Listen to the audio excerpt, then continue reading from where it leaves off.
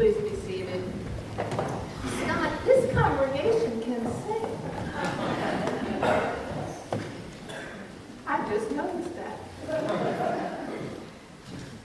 So this is the third sermon in the series on the essential components of your congregational mission statement. I am hoping that those of you who attend regularly are learning that statement by heart by now, after repeating it in unison week after week. And when I say by heart, I don't mean that you can recite the words without looking at the page. I mean that the statement and all its layers of meaning lives in your mind and your heart and informs your participation in the life of this liberal religious community. First Unitarian Church of Wilmington is a beloved community that nourishes minds and spirits, fights injustice, and transforms the world through loving action.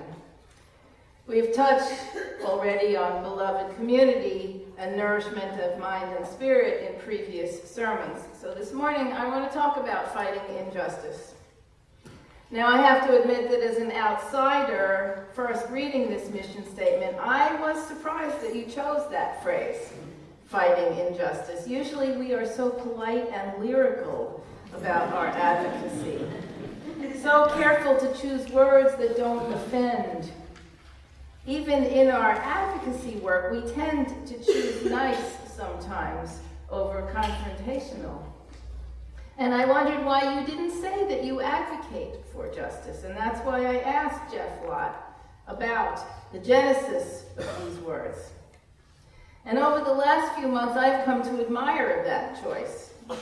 If we are going to overcome the backlash of racism that we have seen in this nation since the election of Barack Obama, if we are going to end the violent deaths of black men at the hands of law enforcement and vigilantes, if we are going to shut down the school-to-prison pipeline, if we are going to be part of a movement to bring about civic structures that truly affirm the inherent worth and dignity of every person, regardless of race or class or sexual identity, then we are going to need a fighting spirit.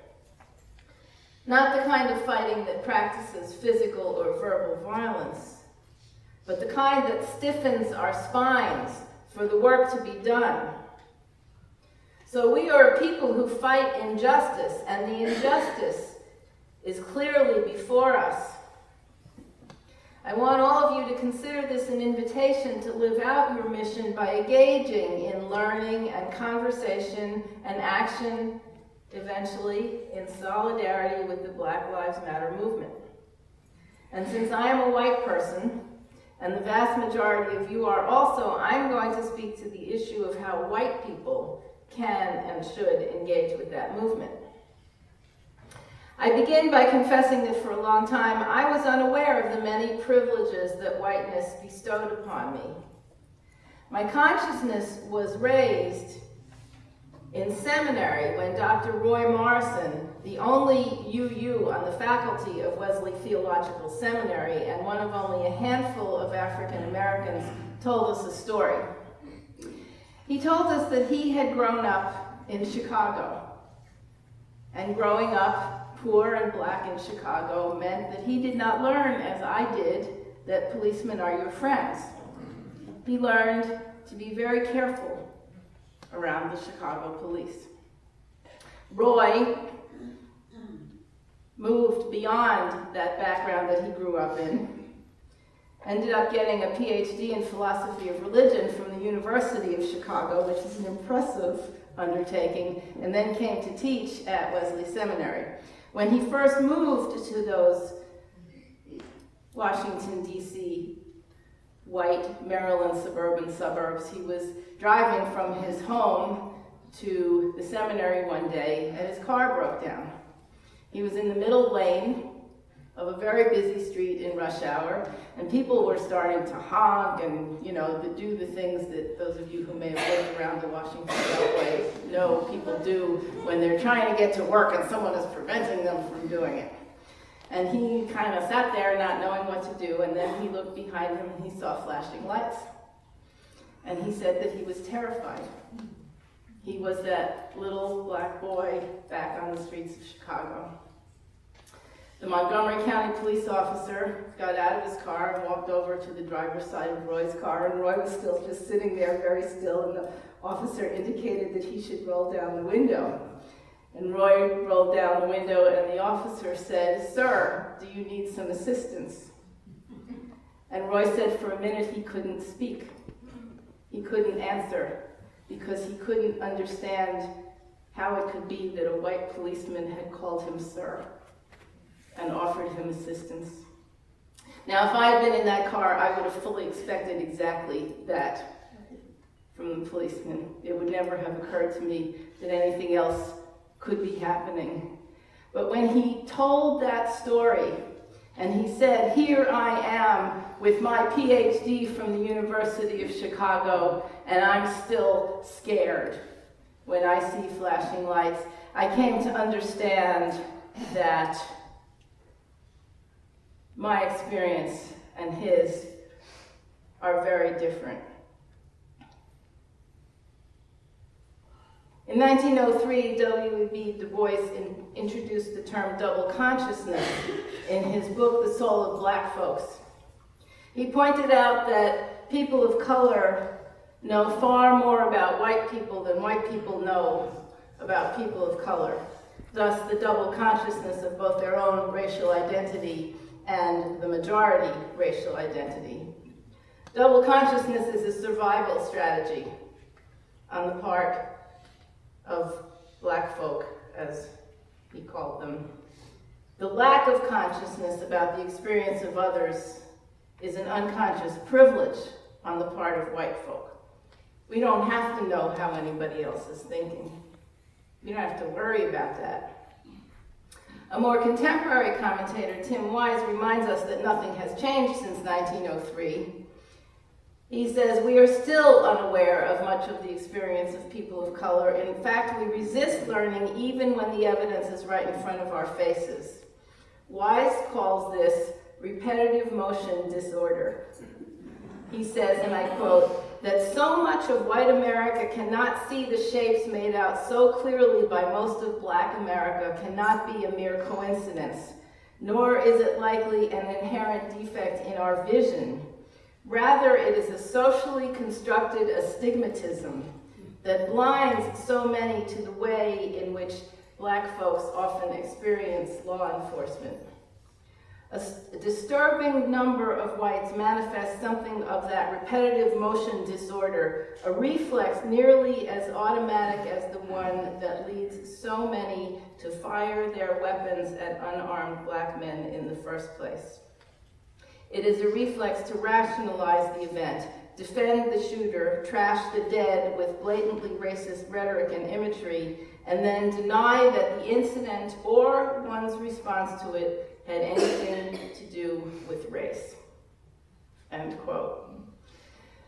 See, we white people are hobbled by this repetitive motion disorder. We know nothing and learn nothing about the experience of people of color, even as they know all about us. They know what scares us, they know what motivates us, what pleases us, and it is incumbent upon us to change that. We have to pay attention. We have to learn about our own blind spots, our astigmatism. We have to recognize the cocoon of privilege in which we live. If you have not yet read Ta-Nehisi Coates' book, Between the World and Me, do so. It will open your eyes painfully. It's painful reading. I want to tell you another personal story. Last winter, I was on my way to Harlem on the Metro North train one day to meet Barry, who'd been at a meeting in the city, at the Red Rooster, that Marcus Samuelson's restaurant in Harlem that we'd been trying to get into for months. And we'd finally snagged a reservation, and we were both really excited. And while I was on the train, I started getting tweets and texts saying that the grand jury decision in Ferguson was going to be released that afternoon or evening. Now, I was not expecting a decision to indict. I pretty much knew how it was going to play out. And I knew that after the decision was made that we in the Westport Church would have to do something. But what happened to me on that train is that I started to get afraid. I started to get afraid that I would be a white person in Harlem when the decision was announced, and that people would be mad at me and I wouldn't be safe. And I started calculating how long it would take us to eat dinner in that restaurant, and could we get out before the announced time of the announcement and be safely back on the train. I'm not proud of this, but it's the truth about me.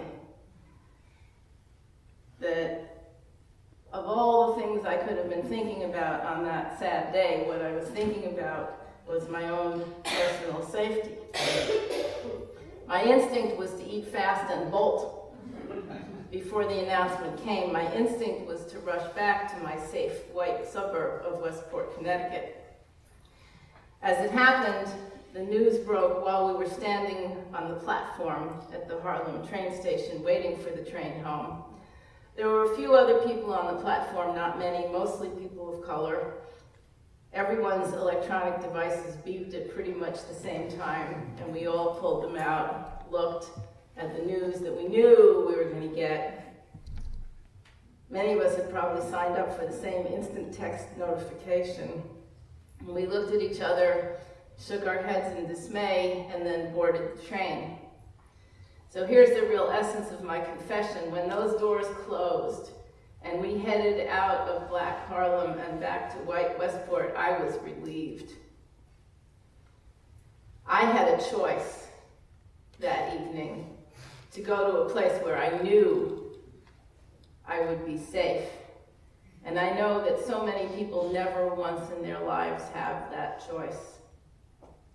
And that's why I continue to push myself and to push you to do the work that white people need to do in order to support Black Lives Matter. We need to do the work of examining our own previously unexamined assumptions about race, and then we need to invite or cajole or confront others into joining us in that examination. We need to work diligently to expose the biases built into our communities and our nation, in public education, in housing, and most urgently, in the criminal justice system. We need to make visible to each other the racism that has so far been invisible to us, the institutional racism, not personal bias, but the institutional racism. And we need to make audible the prejudicial assumptions that so far we have not heard. Even as people of color in this country have seen and heard those things so clearly for hundreds of years. We need to acknowledge our white privilege and then use it, its power that we can use to uncover and tell the truths that people of color have been speaking over and over their whole lives. If we do not do this work, the deaths of unarmed Black men will continue, and the shooters will continue to be exonerated when they say, "I feared for my life," because I have no doubt that they are speaking the truth when they say that. I feared for my life when I was standing on that train platform in Harlem. We cannot arm young men and women and ask them to risk their lives to protect us until we are clear that what we are entitled to is protection from real threats and not from our fears. Now, Unitarian Universalism is a mostly white religion, not totally, but mostly. For 50 years, we have been committed in a very clear way to racial justice. When Martin Luther King asked white people of goodwill to come to Selma, we came. in droves. We have tried over the years to address and overcome the racism that is part of the DNA of the United States of America, and thus it is part of our DNA as well. And we have not succeeded. We scratch our heads and we ask ourselves, how come more people of color don't join our churches? Maybe we think to ourselves, it's the music. I have a different theory. I think perhaps that it is that we are just too nice. I would imagine that if I lived every waking moment of my life in fear of the exercise of unconscious white privilege, nice might not be what I was looking for in an inclusive community.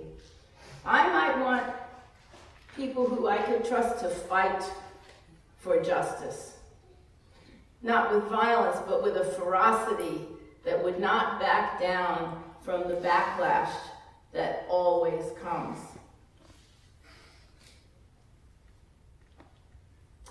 Martin Luther King, when he would talk about his concept of beloved community, said, among other things, that it's a place where people could find the middle ground between what he called superficial optimism and crippling pessimism. To my mind, the superficial optimism is what we are sometimes guilty of practicing. It's what you find when people counter the assertion that Black lives matter with the assertion that all lives matter. Of course, all lives matter. But right now, we are trying to confront and correct a history of institutional racism that puts a much smaller value on Black lives. So let's speak that truth. To my mind, crippling pessimism is found when we throw up our hands and say, well, we tried, but the problem is intractable. I'm just going to get on my train and head back to my suburban garden, like Candide. Let's overcome those two things together. Let's overcome our superficial optimism and our crippling pessimism. Let's learn together, let's talk together, and then let's fight the injustice of racism together. I want to invite you all to join me and many other members of this congregation on Saturday at the Chase Center for a day-long conference on hope, opportunity, and race. You can talk to Jeff or Richard or who else is on the planning committee here. Joan. Oh, okay, people all over the room. People all over the room who are part of it. I hope to see many of you there. And then next Sunday, oh, and it's free. But you have to register. You even get a free lunch. There's no such thing as a free lunch, that's right. You will pay. You will pay by having your consciousness raised. Next Sunday, come to the Faithful Dialogue for a discussion about this sermon with me. And then join us for a 4-session workshop entitled Being White in the Black Lives Matter Movement that begins first session on Sunday afternoon, December 6th. And there's information about all of this in your e-blasts and your inserts and your newsletters. We have to push past our fears. We have to push past our privilege, past our despair. Otherwise, nothing will change. The Michael Browns will still lie dead in the streets for hour after hour. The Eric Garners will still be unable to breathe. The Sandra Blands will not survive their traffic stops. It's our work to do, we who are called by voluntary association into a movement that affirms not only the inherent worth and dignity of every person, but also the interconnected web of all existence. Those are the values that hold our mission. So I want to leave you with this brief and profound poem by Ross Gay. A small, needful fact is that Eric Gardner worked for some time for the Parks and Rec Horticultural Department